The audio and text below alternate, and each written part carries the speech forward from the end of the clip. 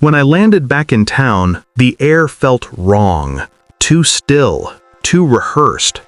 My phone was a graveyard of missed calls from numbers I recognized but didn't trust anymore. Mom, Dad, my sister Lena. It was a Wednesday, the kind of quiet day where betrayal hides best. I pulled into my driveway, or what used to be mine. The sold sign still swung lazily in the cold wind. My house, my name still on the mailbox, but not on the deed. They thought I didn't know, that they could fix everything while I was gone. Back when family meant something, I used to think loyalty was inherited, that blood meant safety. When Lena crashed into debt, $210,000 to be exact, she called me crying. I'd been her anchor since we were kids. I paid her tuition, covered her rent once, twice, maybe more. She always said she'd pay me back. She never did. But that's family, right? You give, they take, and you convince yourself it's love. Until the day they sold the house I built from nothing. They did it while I was in Italy, a 10-day escape from burnout, my first in years. They said they were handling some paperwork for insurance. I believed them. I shouldn't have. When I came back, Mom tried to soften the blow. We had no choice, she said, eyes red from guilt, or maybe relief. The bank was threatening Lena. We had to help her. We'll pay you back when she's stable. Stable. That word burned. I didn't shout. I didn't throw things. I just stared at the floor tiles, the ones I installed myself, one by one. My house was worth $375,000. They sold it under market, fast, to a friend of Lena's fiance. They thought I'd grieve, accept, move on. They mistook my silence for forgiveness. The shift came quietly.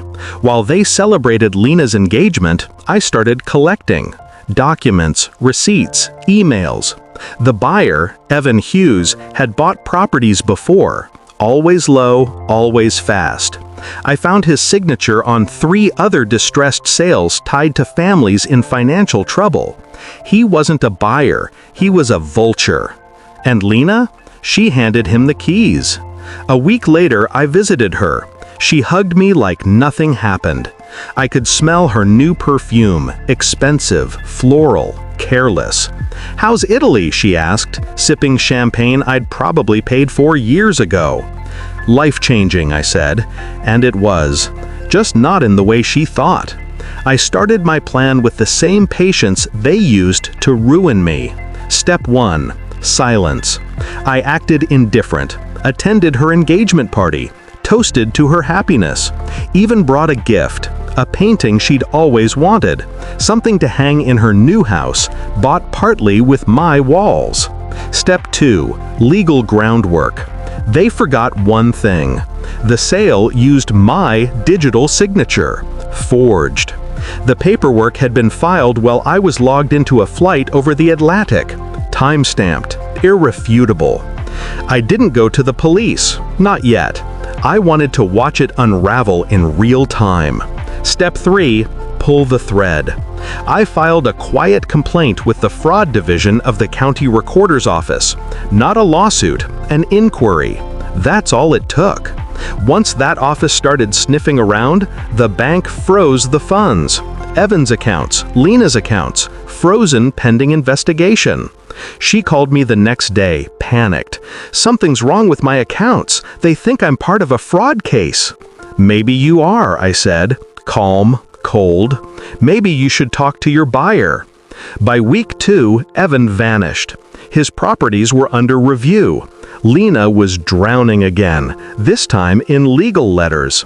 My parents tried to shield her, but the damage was done. Every penny from the house was flagged. The sale invalidated. Ownership reverted. Back to me. The look on her face when she realized was poetic. "You did this," she whispered, trembling. "No," I said, "you did. I just let the truth breathe." The climax came on a Sunday.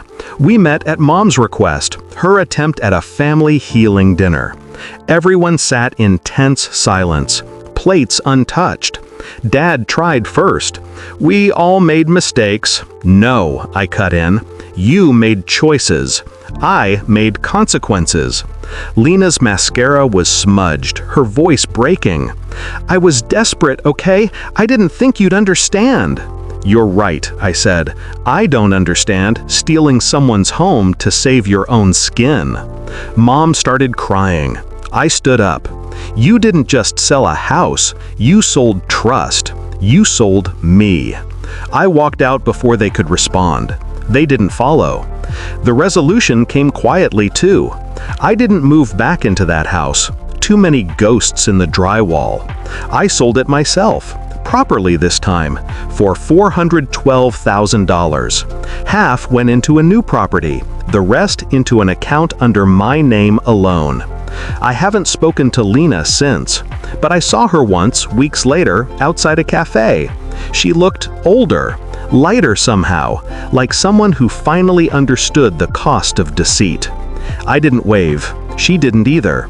Sometimes revenge isn't about making them suffer, it's about making them see. They thought they fixed everything while I was away. They were wrong. I fixed it when I came back.